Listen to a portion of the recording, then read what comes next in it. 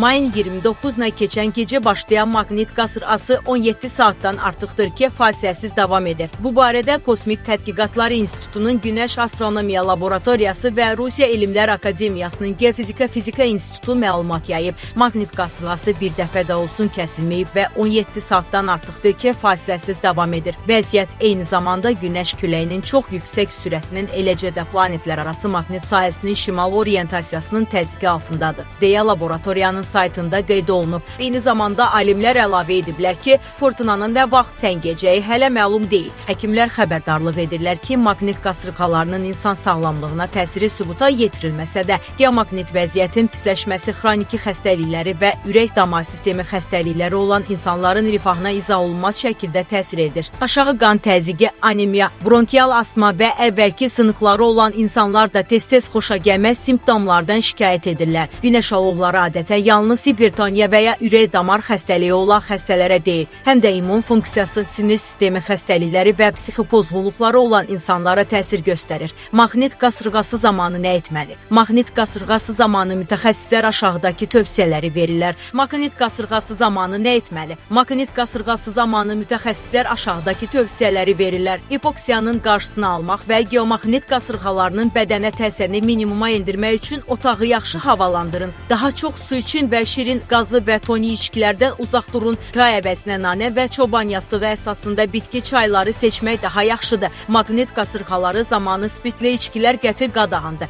Qeyd edək ki, geomaqnit qasırğası meteohəssas yaşı 60-dan yuxarı olanlar və hər hansı bir xəstəliyi olan insanlarda narahatlıq yarada bilər. Belə günlərdə baş ağrısı, baş gicəllənmə, ürək bulama, əzələ və oynaqlarda ağrı və yuxusuzluq halları baş verə bilər. Geomaqnit qasırğasının sağlamlığa mənfi təsirini azaltmaq üçün telefon, kompüter, planşet, televizor kimi əşyalardan minimum istifadə edilməlidir.